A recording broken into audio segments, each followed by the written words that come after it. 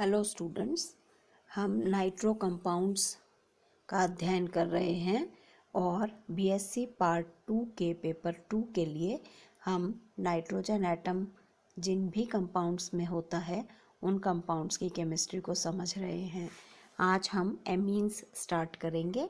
अभी तक हमने नाइट्रो कंपाउंड्स के स्ट्रक्चर और सिंथेसिस और रिएक्शंस के बारे में स्टडी की है।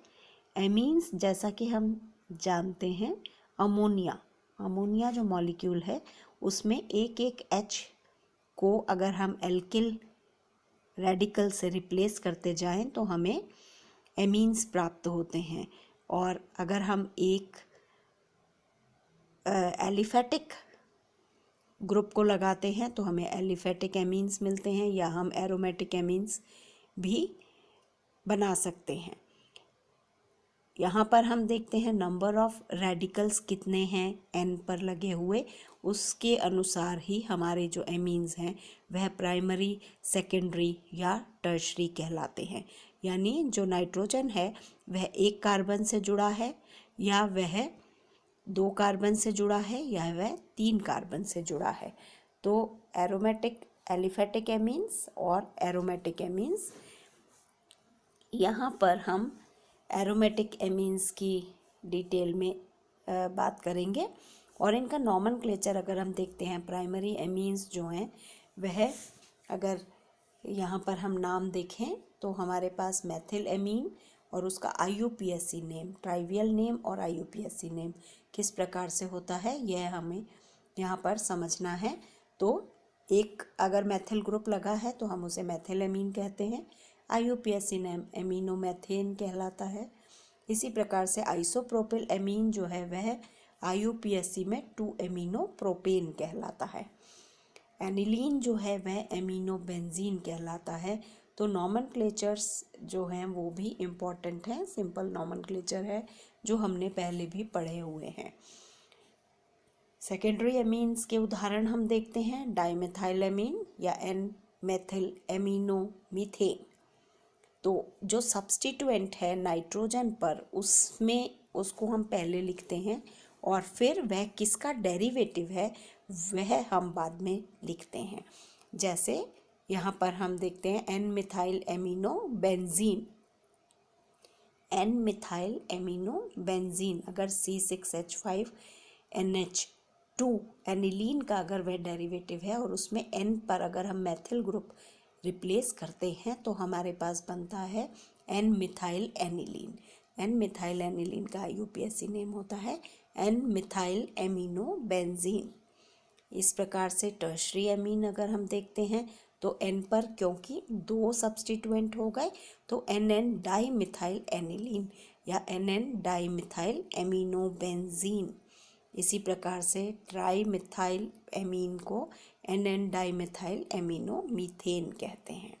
तो ये उसका नॉमेनक्लेचर हम समझ सकते हैं। और ये जब हम स्ट्रक्चर के फॉर्म में देखते हैं तो हम ये पाते हैं कि इसमें हाइड्रोजन बॉन्डिंग होती है, क्योंकि नाइट्रोजन के ऊपर जो लोन पेयर है वह हाइड्रोजन के साथ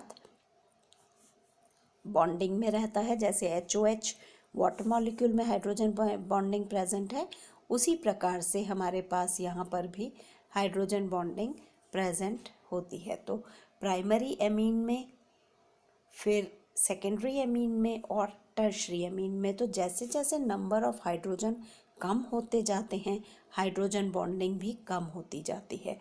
जैसे जैसे हम एल्किल से रिप्लेस करेंगे हाइड्रोजन बॉन्डिंग कम होती जाएगी, और उसके कारण उसके जो बॉइलिंग पॉइंट्स, मेल्टिंग पॉइंट्स हैं वह भी धीरे धीरे लो होते जाते हैं। तो अगर हाइड्रोजन बॉन्डिंग अधिक है तो हायर मेल्टिंग पॉइंट्स होंगे, और जैसे जैसे हाइड्रोजन बॉन्डिंग कम होगी जो मेल्टिंग पॉइंट्स हैं वह कम होते जाते हैं। इसी को हम अल्कोहल से तुलना करके भी हमें देखना होगा, क्योंकि अल्कोहल्स में स्ट्रॉन्ग बॉन्डिंग होती है, हाइड्रोजन बॉन्डिंग।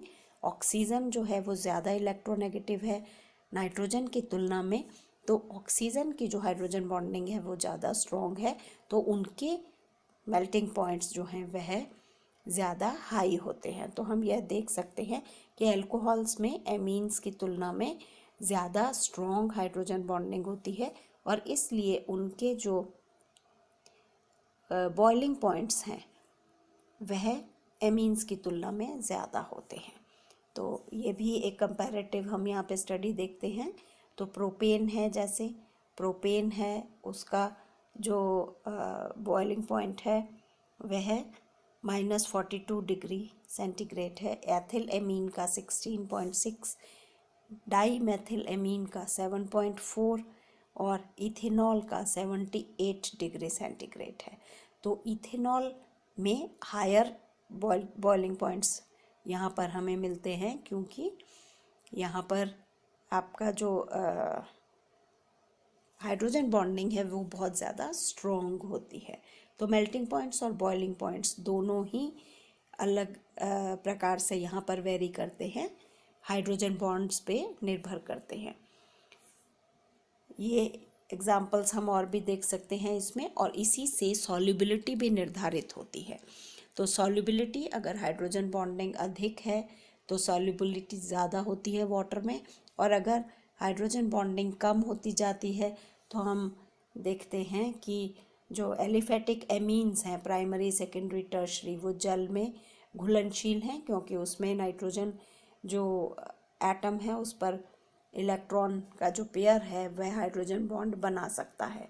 इसी प्रकार से अल्कोहल भी जल में विलीय होते हैं, लेकिन जो एरीन्स हैं, एरोमेटिक एमीन्स जो हैं, उसमें बेंजीन की जो रिंग है उसकी उपस्थिति में हाइड्रोकार्बन का हिस्सा बड़ा हो जाता है और वो फिर ऑर्गेनिक सॉल्वेंट्स में सॉल्युबल होते हैं। बेसिक नेचर जो अमीनो एसिड्स की हैं, क्योंकि यहाँ पर हम देख सकते हैं नाइट्रोजन जो एटम है उसके ऊपर लोन पेयर प्रेजेंट है, तो इसकी रेजोनेटिंग स्ट्रक्चर्स हम बना सकते हैं यहाँ पर। तो number of resonating structures increase हो जाते हैं, क्योंकि जो लोन पेयर है वह रेजोनेंस में पार्टिसिपेट करता है, और जब वह रेजोनेंस में पार्टिसिपेट करता है तो रिएक्टिविटी जो है वो बेंजीन की बदल जाती है।